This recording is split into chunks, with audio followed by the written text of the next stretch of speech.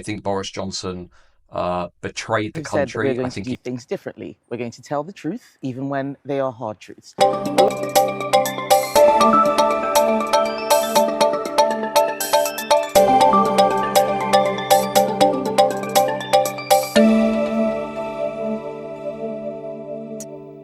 If you want to stay in our country permanently and apply for indefinite leave to remain, the time you have to live here before you apply will increase from 5 years to 10 years.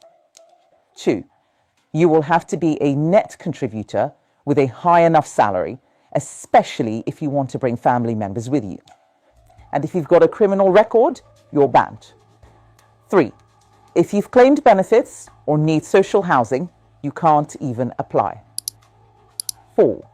We will increase the time before you can apply for a British passport from 12 months to 5 years, meaning it will take a minimum of 15 years to start an application. 5. If you enter this country illegally or outstay your visa, you'll be banned from ever gaining leave to remain or are pass false. The British taxpayer is staring down a financial catastrophe, £234 billion. That's right, a staggering bill fuelled by one of the most explosive crises in the UK's immigration system.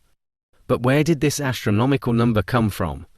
And more importantly, how did this happen under the noses of the British public? Please stick with me, because in the next few minutes, we're exposing the shocking truth behind Britain's immigration disaster, the politicians who let it happen, and the urgent changes needed before it's too late. Our story begins in the wake of Boris Johnson's 2019 Conservative Victoria government that promised a high-skilled immigration policy, one that would lower overall numbers while bringing in the best and brightest.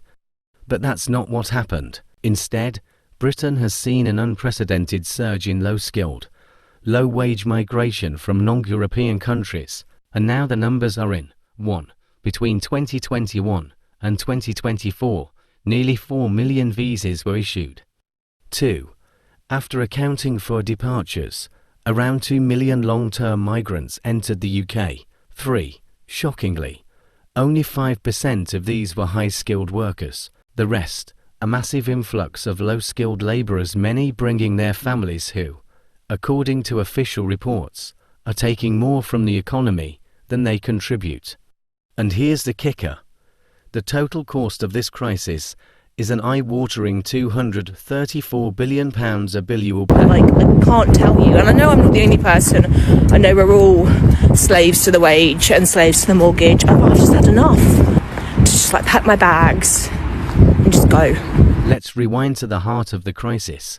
During the COVID-19 pandemic, the Conservative government led by Boris Johnson and Home Secretary Priti Patel quietly presided over the largest influx of low-wage migration in British history.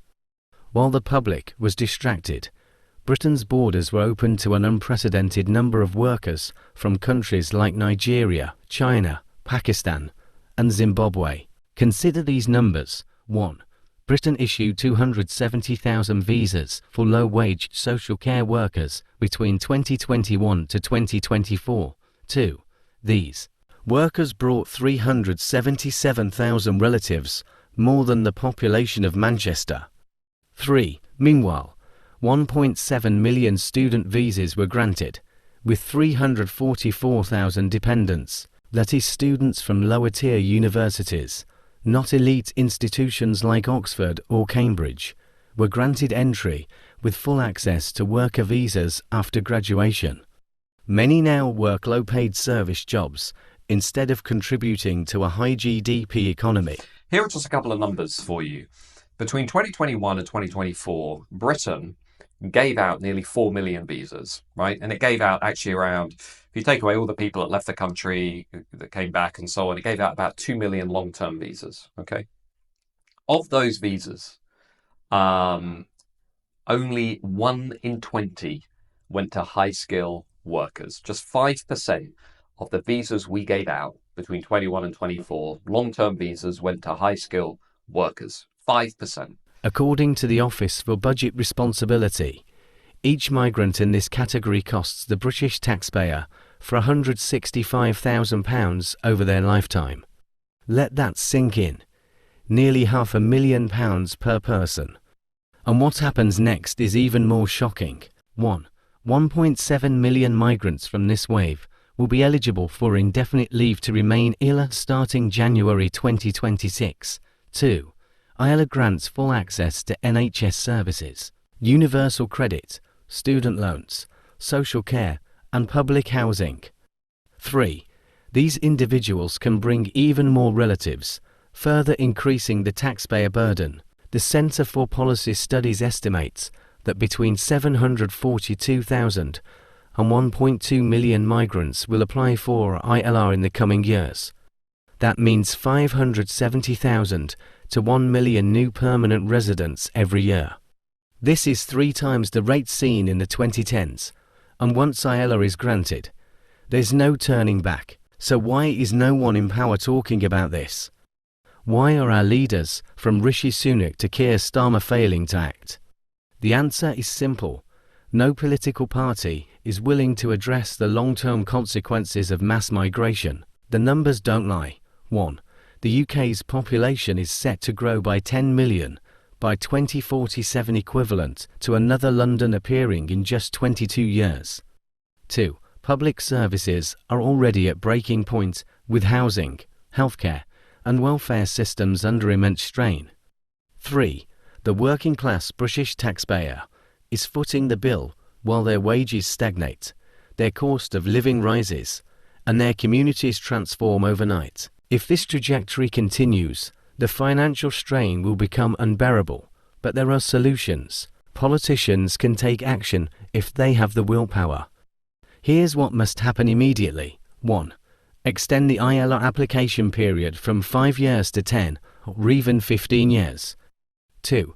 Require proof of economic contribution, no tax payments, no ILR. 3. Ban ILR for individuals with criminal records or long-term reliance on benefits.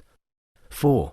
Revise visa policies to limit student dependence and reduce low-skilled migration. 5. Raise salary thresholds to attract only high-skilled workers who boost the economy. If these steps aren't taken, the cost of inaction will be catastrophic, not just for today, but for generations to come. This is not just an economic issue, it's a moral one.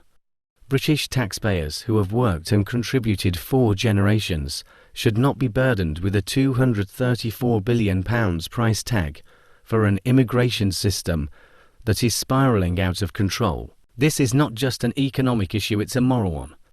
British taxpayers who have worked and contributed for generations should not be burdened with a £234 billion price tag for an immigration system that is spiralling out of control. We need to demand action now. Here's what you can do today. 1. Demand ILR reform. 2. Share this video. The more people who know, the more pressure we can apply. 3. Subscribe and turn on notifications so you never miss crucial updates on this issue. We cannot afford to stay silent. The UK's future is on the line. Thanks for watching. Stay informed, stay engaged, and stay ahead.